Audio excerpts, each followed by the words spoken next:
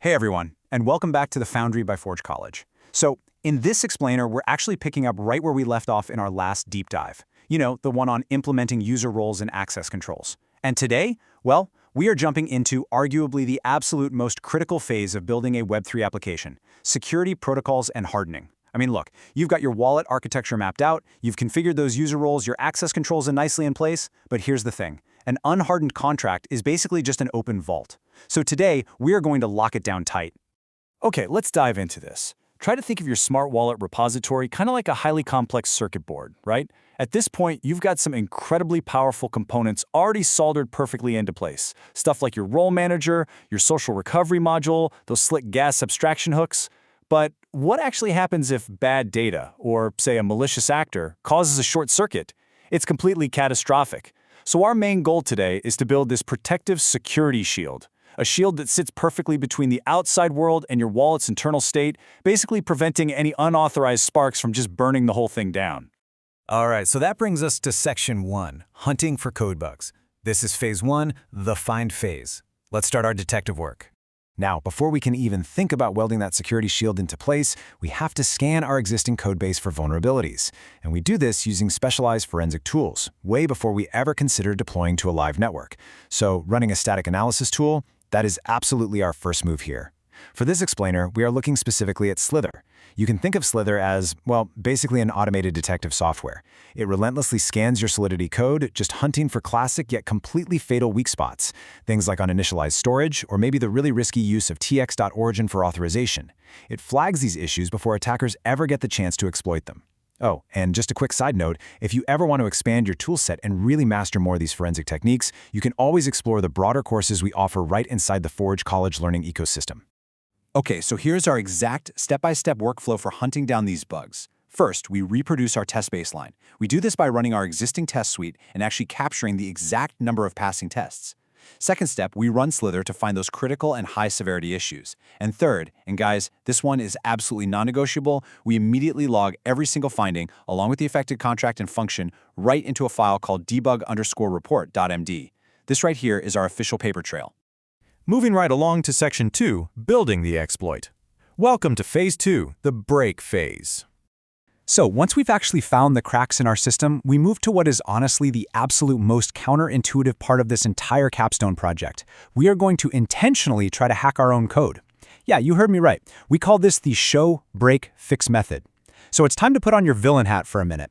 For every single high or critical finding that Slither spits out, we don't just blindly patch it. No way. We actually write a minimal failing unit test, basically a malicious fixture contract. This attacker contract is specifically designed to call back into our wallet and successfully execute an unauthorized state change. We literally want to see our test fail because the exploit actually worked.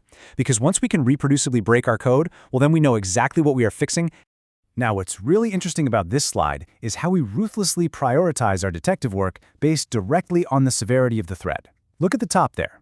If it's a critical threat, like a reentrancy attack that allows privilege escalation, that requires an immediate fix, and we literally block the code merge entirely. Now, high threats, like unchecked external calls, those get patched and require brand new integration tests. And then you have medium threats, like maybe a gas denial of service. For those, we might just mitigate them and explicitly document them as an accepted risk.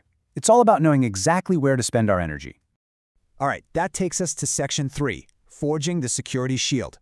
This is Phase 3, the Fix phase.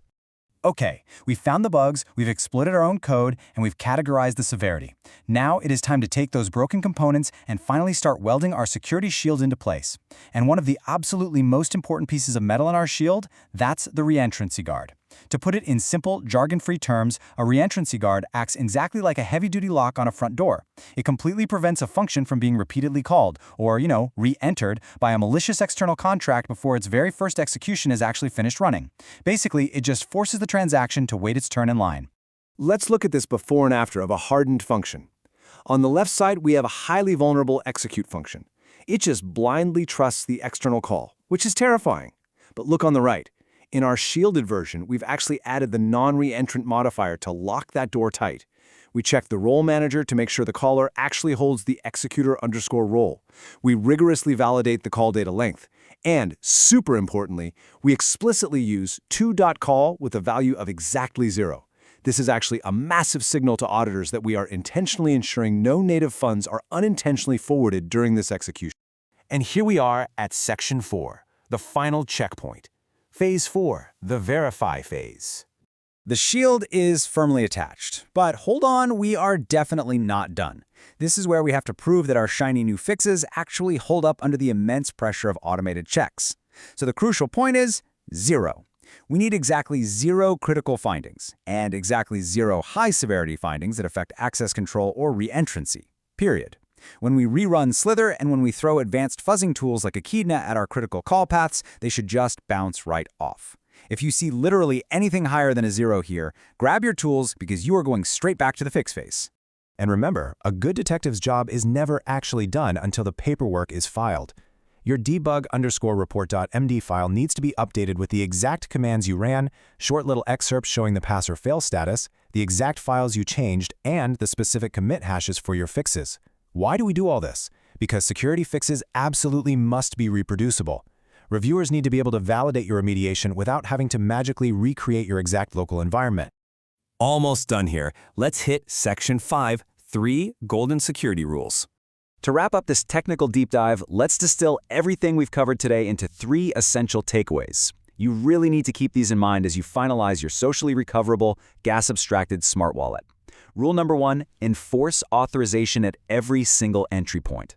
Look, just having a RoleManager sitting there in your repo, not enough. Your security module must explicitly check those roles before any state changes occur, and it needs to return clear revert reasons. Rule number 2, treat external calls and reentrancy as control flow vulnerabilities, not just financial ones. Lock them down hard with guards and call data validation. And finally, rule number 3, make all security fixes test-driven and reproducible. Show it, break it, fix it, document it. That's the mantra. So, your code is finally hardened. The shield is forged, it's tested, and it's holding strong. But an incredible, highly secure smart wallet really isn't much use if it just sits there on your local machine, right? So how do we actually take this complex, gas-optimized beast and safely deploy it out into the wild without completely stumbling at the finish line?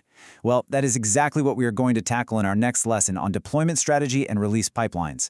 Until then, make sure you head over and visit forge.college to learn more about this subject, dive even deeper into your Web3 mastery, and explore all the other incredible resources we've got waiting for you. Thanks so much for learning with us on this explainer, and we will definitely see you next time.